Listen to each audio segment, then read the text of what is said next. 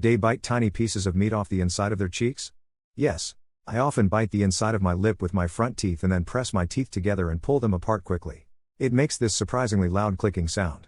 This is technically illegal as it is considered cannibalism. I don't think you'd be likely to be charged though. This is actually a body-focused repetitive behavior. It is often comorbid with other disorders like OCD or similar anxiety disorders. I do. All the time.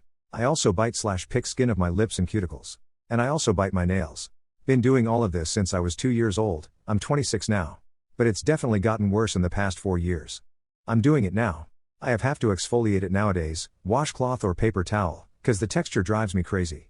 I think I have a condition technically for this happening. Ugh. Yes, ever since I was a child. I don't even realize I'm doing it sometimes until it's noticed by my weird facial expressions. My kids do it too. It's definitely a nervous habit. I do it so much and for so long that my front teeth and incisors are wearing down significantly. Yes, and the inside of my bottom lip.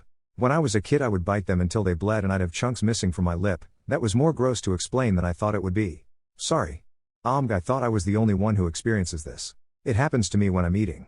Especially if the food is bussing. I'll accidentally bite my inner cheek. Every single time. Lots of people do apparently. I went to a new dentist and he said, "I see you're a cheek chewer." He said a good number of his patients do. And that he would encourage people not to. But that it isn't too worrisome unless there is pain or bleeding.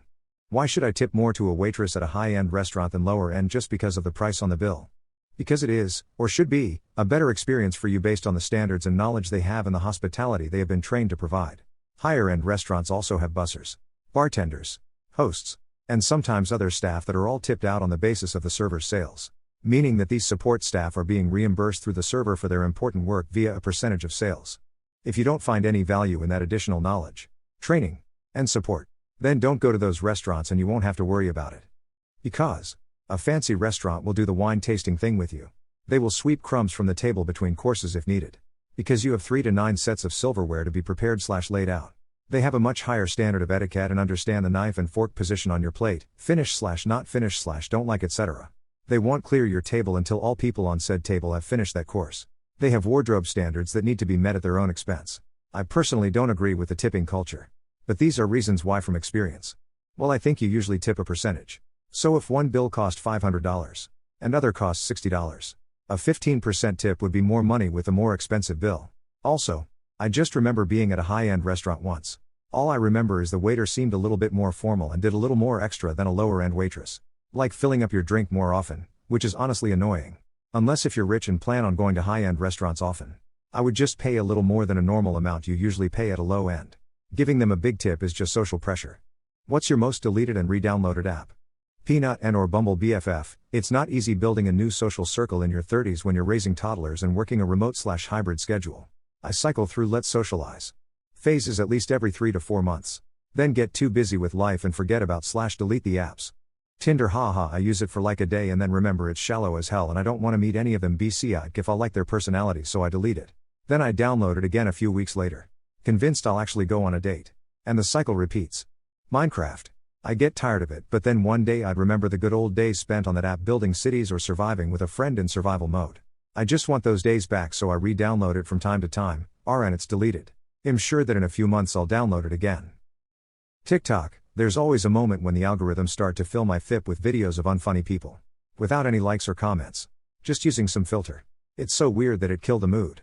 It makes me feel like the algorithm run out of videos to recommend me, so I'll delete the app and reinstall it weeks later hoping that would refresh it and quat. The Her app. I use it to try and make female friends, but I either get no reply or men who swipe on every profile then filter out. There's also women who want to be courtised like they would with a man then decide if she's interested in giving you more than 3-word replies, even when it's clear it's about friendship. This part is probably a me problem, but I never get messages from women who actually want friends. There are many fake profiles who are here to share and collect nudes too. I always go back because I really want to make female friends, but I think I'm a lost cause. Lol. What's it like as a non-white person in European regions like Scandinavia, Germany, Italy, etc.? First nie Zaka dert Zeit und dem Wissen. I only visited not lived, but whenever I go to Denmark, to visit my brother who lives there and is even darker than me, I get a 50-50 experience. Some people are so great and then I get some who treat me differently. I am of a different race. I am African American and grew up in Germany. They are very receptive to non-whites, but this obviously depends on where you are. I've never had any real issue outside of some prejudice here and there in the boonies. It's very similar to America, where the closer you live to a city, the better it gets. Obviously. This isn't the one all be all. But from my experience, this holds true. Areas in Germany that I would avoid as a non-white would be Sachsen, as they are notoriously prejudiced against non-whites.